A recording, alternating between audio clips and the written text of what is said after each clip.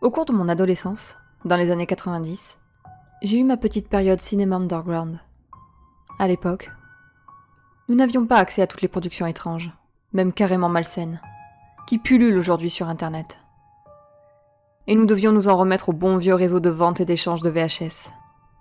J'ai eu en ma possession, vers 1996 je crois, je ne suis plus tout à fait sûre, c'est plutôt vieux, un film particulièrement troublant, dont j'ai décidé de vous parler ici. J'ai depuis rendu la cassette à son propriétaire en échange d'autres films, et lui-même l'a sûrement fait tourner de son côté.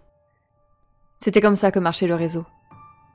Je crois qu'il s'agissait d'une production asiatique, peut-être japonaise.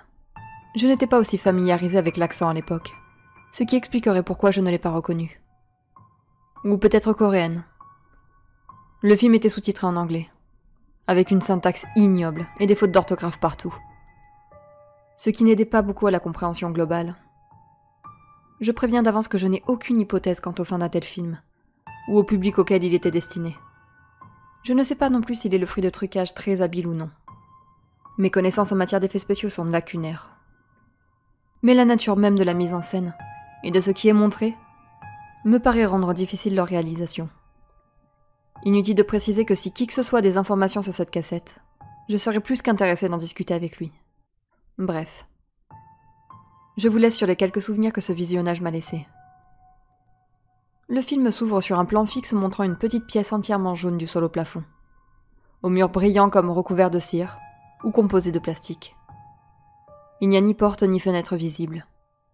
Et l'architecture globale, comme la présence de gros poteaux ou le plafond très bas, me font un peu penser au local d'un parking souterrain. Un homme en costume vert, assis à une table d'écolier dans un coin de la pièce, s'adresse directement à la caméra. Il parle comme un présentateur télé. Il se présente comme un adepte de l'art de la destruction, selon la traduction, qui se divise lui-même en 4 disciplines distinctes. Il enchaîne directement sur le premier de ces 4 sous-arts, celui de la restructuration à long terme, ou art bonsaï. La mention du bonsaï est peut-être un indice sur la provenance de la vidéo. Mais je doute que le terme ne soit connu qu'au Japon. Un projecteur s'allume, apparemment situé derrière la caméra. Il illumine le mur du fond de différentes diapositives en noir et blanc, tandis que la luminosité de la pièce baisse progressivement. Je précise ici que la VHS était de très mauvaise qualité, et que les photos projetées l'étaient apparemment aussi. De fait, je ne sais pas exactement ce qu'elles représentaient. Nous pouvions plus ou moins voir des formes sombres et floues, tordues, sur un fond blanc granuleux. Les images étaient hyper contrastées, sans aucune nuance de gris. Le présentateur s'excusait de ne pouvoir faire de démonstration en direct de son art sur le plateau. L'exécution demandant un temps infini, pouvant aller jusqu'à plusieurs années, voire plusieurs décennies. Cut sur une autre pièce, à l'architecture très semblable à la précédente, aux murs jaunes et lisses, mais qui semble un peu plus grande. Le présentateur apparaît par la gauche de l'écran. Il porte maintenant un costume bleu. Il salue à nouveau le spectateur et marche jusqu'à l'extrémité de ce qui semble être une longue table de banquet, se prolongeant hors cadre vers la droite. Sur la table est posée une grande cage avec, à l'intérieur, un minuscule porcelet. Pas plus grand qu'un chat. Le présentateur enchaîne sur le deuxième de ces 4 arts, celui de la décomposition, et s'excuse par avance de ne pouvoir, pour des raisons légales, faire la démonstration sur des êtres humains. Il dit à peu près ceci. Cet art est le plus simple et le plus rapide. Il ne demande que très peu d'aptitude technique, et pousse naturellement à la contemplation. Sur ce, il s'empare d'un genre de pistolet relié par la poignée à un long tuyau, et le pointe sur le cochon à travers les barreaux. Je vois l'animal tomber sans qu'aucun coup de feu ne soit audible. Et la qualité de la vidéo ne permet pas de discerner une éventuelle blessure. Le présentateur demande au caméraman de zoomer. Ce que celui-ci fait. La caméra s'arrête sur le cadavre en gros plan. À partir de là, le film passe en avance rapide. Nous devinons le corps se décomposer petit à petit. Sa silhouette se couvre de grosses taches noires et semble s'affaisser petit à petit. La séquence finit par s'arrêter sur un plan fixe de ce qu'est devenu le cochon. Une simple forme vague, très sombre, qui n'a plus rien d'un animal. La caméra revient au présentateur. arborant maintenant un ensemble rose vif. Et la caméra le suit à mesure qu'il avance le long de la longue table. Celui-ci s'arrête devant une cage en verre, vivarium ou aquarium, à l'intérieur de laquelle un gros rat blanc gratte la paroi. Voici le moment de vous présenter mon troisième art, celui de la liquéfaction. Pour des raisons évidentes de sécurité, je ne peux jeter à la main directement notre cobaye dans la solution diluante.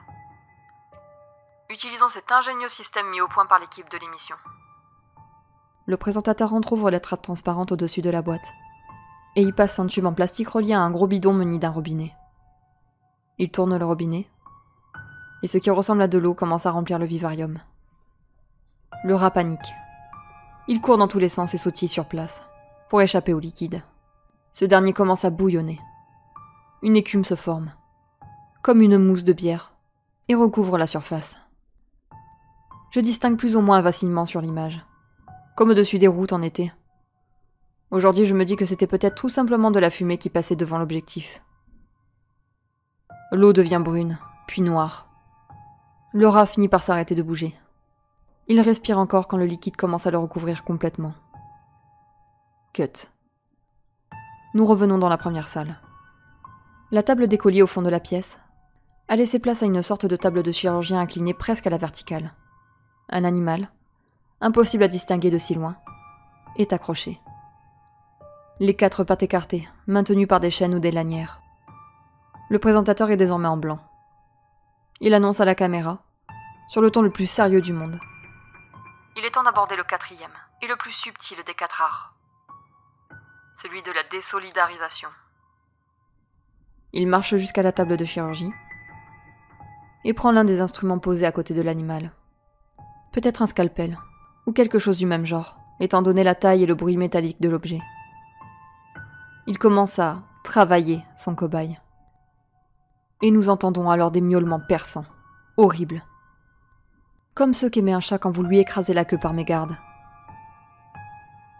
Les miaulements deviennent plus rauques, plus plaintifs, s'éternisent.